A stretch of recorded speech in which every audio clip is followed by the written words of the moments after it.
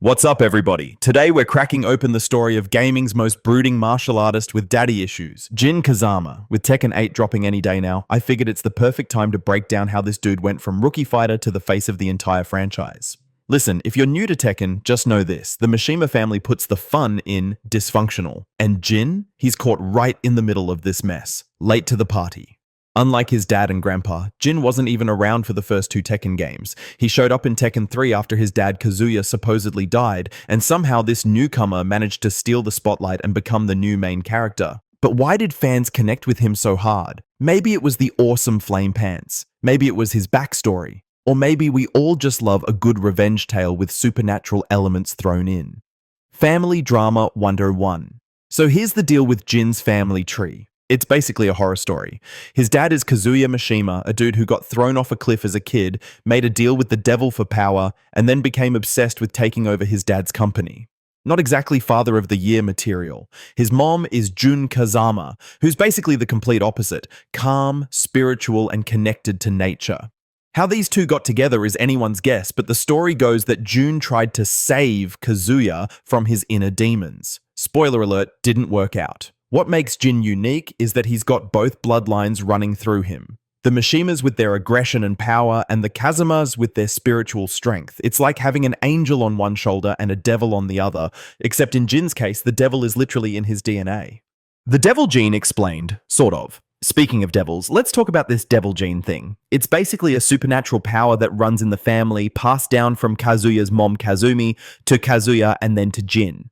The way it works is crazy. When Jyn was conceived, Kazuya's devil powers actually split in two. Half stayed with dad, half went to the unborn baby. But thanks to Jyn's spiritual mojo, Jyn's devil side stayed dormant during his childhood. For 16 years, Jyn had no idea about any of this. He lived with his mom in the forest, training in Kazama-style karate, and probably listening to whatever the Japanese equivalent of Dashboard Confessional was in the 90s. When it all fell apart. Then everything changed when this ancient god named Ogre started hunting fighters around the world. This jade-colored nightmare sensed Jyn's power and came knocking. Jyn, knowing trouble was brewing, finally told Jyn about his Mishima heritage and said if anything happened to her, he should find his grandfather Heihachi. Before Jyn could even process this bombshell, Ogre attacked their home. Jyn got knocked out cold during the fight, and when he woke up, house destroyed, mom missing, and a weird mark on his arm courtesy of his newly awakened devil gene. Talk about a bad day. Grandpa's loving embrace with nowhere else to turn, Jyn tracked down his grandfather Heihachi, who was probably thinking, great, another Mishima I can exploit.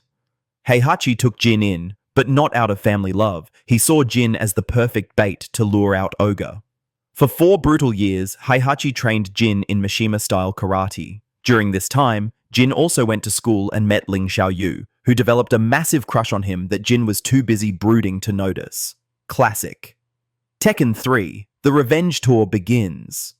Finally, Heihachi announced the King of Iron Fist Tournament 3, and Jyn entered with revenge on his mind. He was a beast in the tournament, even fighting Hwoarang to a draw, the start of one of gaming's best rivalries. In a weird twist, Paul Phoenix actually defeated Ogre first, but left thinking he'd won everything. Typical Paul move. What he didn't know was that Ogre had a second form, which Jyn eventually defeated.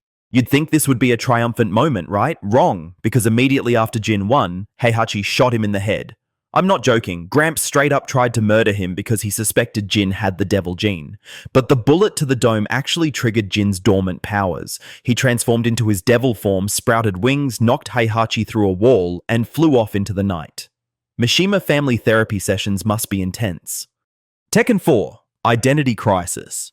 By Tekken 4, Jyn was in full-on rebellion mode. He moved to Australia, grew out his hair, and spent years unlearning the Mishima fighting style because he wanted nothing to do with his toxic family legacy. When the 4th tournament was announced, Jyn entered with one goal: end the Mishima bloodline once and for all. But before he could reach the finals, he was ambushed and chained up in Honmaru, the Mishima dojo. Why? Because surprise, Daddy's back. Turns out Kazuya didn't die in that volcano after all, and he wanted to reclaim his missing devil half from Jyn. Father of the year, folks. Jyn broke free and beat both his dad and his grandpa in back-to-back fights. He was about to finish them off when he saw a vision of his mother that made him pause. Instead of killing them, he spared their lives and flew away. Probably the worst decision in gaming history, considering how much trouble these two caused later.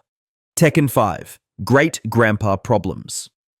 Right after Jyn left Honmaru, G Corporation attacked the place, supposedly killing Heihachi and accidentally freeing Jin's great-grandfather, Jinpachi Mishima, who was possessed by an evil spirit. This family just can't catch a break. Jinpachi's resurrection caused Jin's devil gene to go haywire, giving him terrible nightmares. To end this supernatural torture, Jin entered the 5th tournament. During this tournament, Jin actually lost to Hwoarang fair and square, but then went devil mode and destroyed him anyway.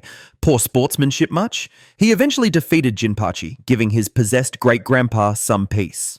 Tekken 6, Jin goes full villain, or does he?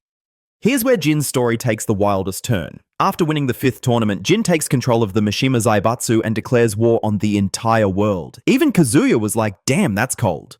Everyone thought Jin had gone full villain, but he was actually playing 4D chess. He was trying to awaken Azazel, the source of the devil gene, so he could destroy it once and for all. His plan? Create so much chaos that this ancient evil would take physical form, then punch it into oblivion. G Corporation, now led by Kazuya, opposed Jin's world domination. Meanwhile, Jin's half-uncle Lars, yeah, there's another Mishima, led a rebellion against him. Eventually, Jin succeeded in awakening Azazel and sacrificed himself by plunging them both into an abyss. It was supposed to be the end of the devil gene. Spoiler, it wasn't.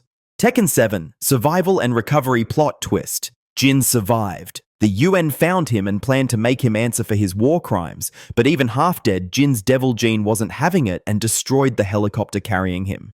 After wandering the desert, Jin was rescued by Lars, who saw him as the key to stopping the final showdown between Heihachi and Kazuya. Jin spent most of Tekken 7 in recovery, missing the epic battle where Kazuya finally killed Heihachi, for real this time, probably. By the end of Tekken 7, Jin had recovered and gained full control of his devil gene, setting up the ultimate father-son showdown we'll see in Tekken 8. The legacy continues. And that brings us to now. With Tekken 8 just around the corner, we're about to witness the climax of Jin's story. With Heihachi out of the picture, there's nothing standing between Jin and Kazuya except, mutual hatred and competing devil powers. Jin's journey from innocent martial artist to reluctant hero to world destroyer to potential savior has been nothing short of epic. He started as Kazuya's replacement and became something much more.